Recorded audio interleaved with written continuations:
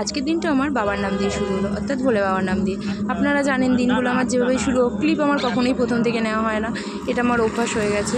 তো আজকের আমার রেসিপি হচ্ছে চিকেন একটু অন্য পদ্ধতিতে। এটা আমার বান্ধবী মিষ্টু এই প্রসেসিংটা আমাকে বলেছে। যেহেতু আমি সবসময় চিকেন করি, আমি তো ভালো একটু রাঁধুনি না, সেটা আপনারা যারা আমার ডেলি ব্লগ দেখেন তারা জানেন।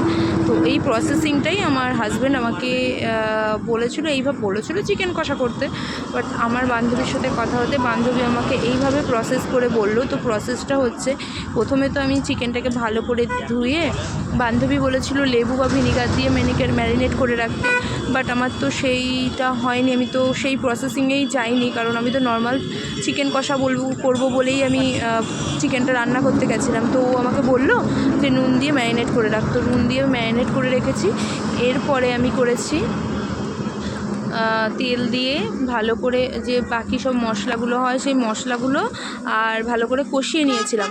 কষানোর পর তারপরে চিকেনটা আমি নর্মাল তেলে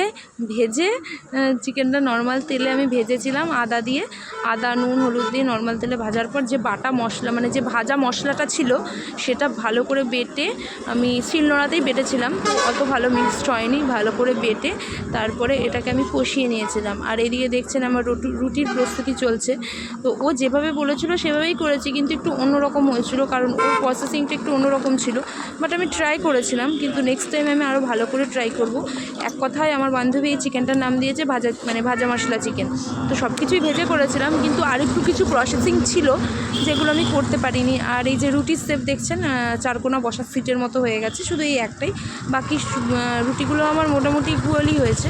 এই যে দেখতে পাচ্ছেন রুটির অবস্থা, আমি তো জানি না, তো যতটা পারি চেষ্টা করেছি রুটিটাকে গোল করার। রুটি আমরা সেভাবে খাই না, মাঝে মাঝে আমার হাজব্যান্ডের খুব ফিভার, মানে খুব জ্বর এসছে, এটা তো এখন ভাইরাল ফিভার, তো খুব জ্বর এসছে, কিছু মানে খেতে পাচ্ছিল না। তো সেই জন্যই আমি চেষ্টা করেছিলাম যে একটু যাতে ওর মুখের রুচি ফেরে। ও বলছিল যে আমি ভাত খাবো না, তুমি রুটি করো। তো ওর জন্যই আমি তাহলে বলছি যখন রুটিটা করি।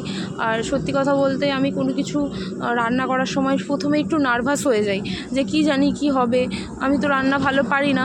আমার বান্ধবী আমাকে অনেক অনেক অনেক প্রসেস বলে দেয় সব কিছু রান্না করার। তো আমি ট্রাই করি, দেখি পারি কি না। তো সেভাবে আমি ট্রাই করছিলাম। তো আমার হাজব্যান্ড তো খেয়েছে, আর আমার শাশুড়ি মায়ের জন্য, আমার শাশুড়ি মা যেহেতু চিকেন খায় না আপনারা জানেন, সেই জন্য আমার শাশুড়ি মাকে আমরা দুধ দিয়ে রুটি দিয়েছিলাম, উনি খেয়েছিলেন। আর হাজব্যান্ডের জন্য চিকেন কষা ছিল।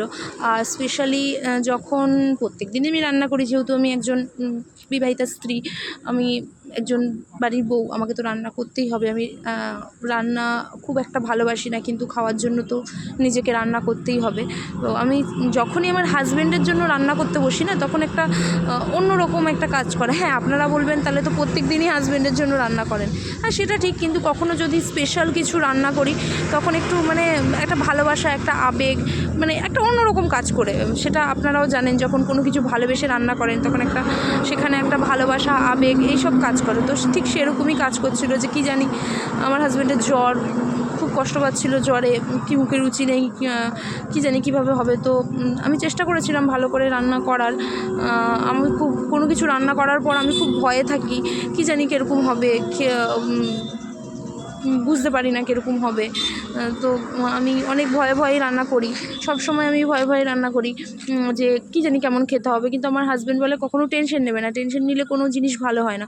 কিন্তু কেন জানি না আমার সবসময় রান্না করার সময় টেনশন কাজ করে, বিশেষ করে যখন বাড়িতে কেউ আসে, অনেক রান্না করতে হয়, ভীষণ পরিমাণে আমার টেনশন কাজ করে, বিশ্বাস করুন। অনেকে হয়তো এটাকে অন্যরকম করে দেখবে, অ্যাকচুয়ালি যারা ভালো রাঁধুনি নয়, মানে আমার মতো যারা মানে রান্না করতে পারে না, তাদের মনে একটা টেনশন কাজ করে, যে এমনিই রান্না পারি না, কি জানি রান্না কেমন হবে, কি করে খাবে। তো এই জিনিসগুলো মাথার মধ্যে কাজ করে। তো যাই হোক, আমার হাজব্যান্ডের জন্য একটা সুন্দর একটা থালা সাজিয়েছি। আমার হাজব্যান্ড সবসময় এই থালাতেই খায়। তো এই দেখুন, আমরা খেয়েও নিয়েছি।